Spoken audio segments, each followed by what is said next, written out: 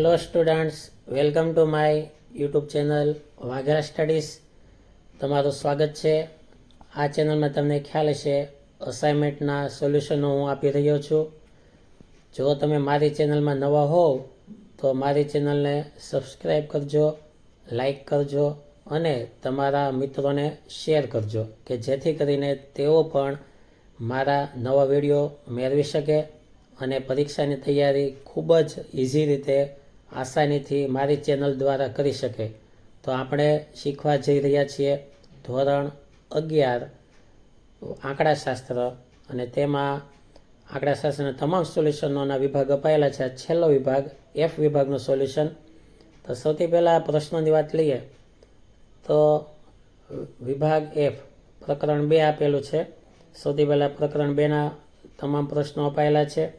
જો પ્રશ્ન 3, ત્યારબાદ પ્રશ્ન 4, 5, 6 તેના ટૂંકા જવાબ આપેલા છે, પણ ગણેલા જવાબો આ પીડીએફમાં પાછળ આપેલા છે.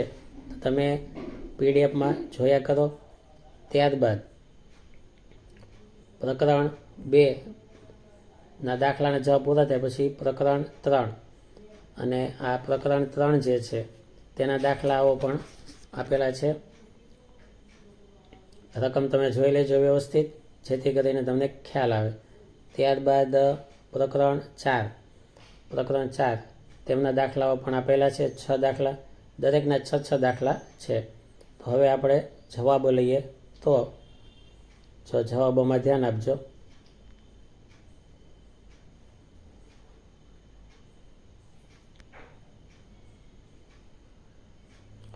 તો પ્રકરણ 2, હવે પ્રકરણ 2ના પહેલા સવાલની વાત લઈએ, પહેલા દાખલાની વાત લઈએ તો આવૃત્તિ વિતરણ તૈયાર કરવાનું છે અને જે પ્રશ્નો આપેલા છે તેના જવાબ આપવાના છે. તો ખૂબ જ સરસ રીતે આવૃત્તિ વિતરણ તૈયાર કરેલું છે અને નીચે 5 પ્રશ્નના જવાબ અપાયેલા છે, જે તમે વાંચી લેજો. દાખલા 2ની વાત લઈએ તો દાખલા 2ની અંદર એક કોષ્ટક અપાયેલું છે અને કોષ્ટકના આધારે પ્રશ્નોના જવાબ આપવાના છે. તો કોષ્ટક જે કાંઈ છે તેના આધારે પ્રશ્નોના જવાબ નીચે અપાયેલા છે, જે તમે સમજીને લખી લેજો. કાંઈ ખ્યાલ ન આવે તો મને કોમેન્ટ બોક્સમાં લખી જણાવજો. ત્યારબાદ દાખલા નંબર 3 તેની વાત લઈએ તો એક વિગત આપેલી છે અને એક આવૃત્તિ વિતરણનું કોષ્ટક છે. તેના આધારે પ્રશ્નોના જવાબ આપવાના છે, જે તમે જોઈ શકો છો. અને મેં નીચે જવાબો આપેલા છે, સૂત્ર સાથે જવાબ આપેલા છે, તો તમે સમજજો. હવે ત્યારબાદ દાખલાની વાત લઈએ આગળ તો દાખલા નંબર 4 તેમાં કોષ્ટક અપાયેલું છે, દોરાયેલું જ છે. એમાં માત્ર ખાના પૂરવાના છે, ખાલી જગ્યા પૂરવાની છે. તો જે ખાલી જગ્યા પૂરવાની થતી હોય છે તે મેં પૂરીને આપેલી છે. તો તમે જુઓ, કાંઈ ન સમજાય તો મને વાત કરજો. હવે દાખલા નંબર 5, દાખલા નંબર 5ની વાત લઈએ તો એક કોષ્ટક અપાયેલું છે અને તેના આધારે પ્રશ્નોના જવાબ આપવાના છે, જે મેં અપાયેલા છે, તમે જોઈ શકો છો. ત્યારબાદ દાખલા નંબર 6 તેની અંદર પણ એક કોષ્ટક અપાયેલું છે. કોષ્ટકમાં બધી વિગત આપી છે.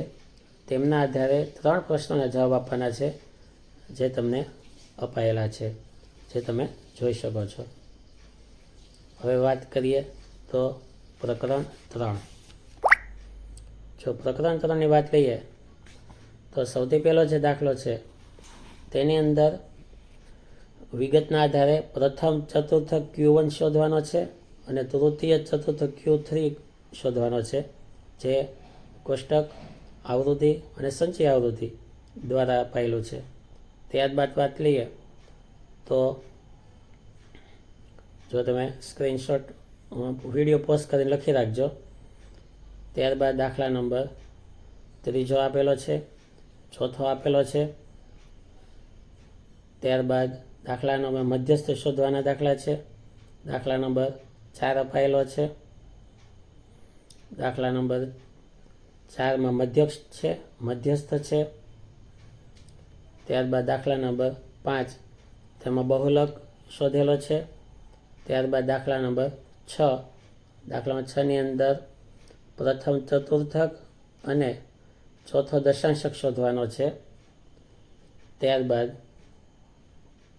વાત લઈએ તો હવે પ્રકરણ 4 તેમની વાત લઈએ તો સૌથી પહેલાં દાખલાની અંદર મિશ્ર પ્રમાણિત વિચલન શોધવાનું છે, જે સૂત્રના આધારે વિગતના આધારે શોધેલું છે. તમે સમજો, સૂત્ર મોટું છે પણ બહુ ઇઝી છે, કોઈ તકલીફ નહીં પડે. ત્યારબાદ દાખલા નંબર 2 તેની અંદર ચતુર્થક વિચલન શોધવાનો છે.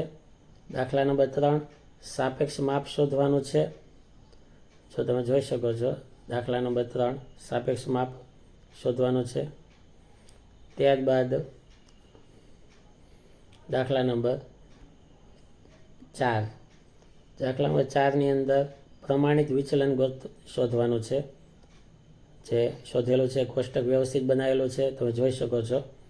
ત્યારબાદ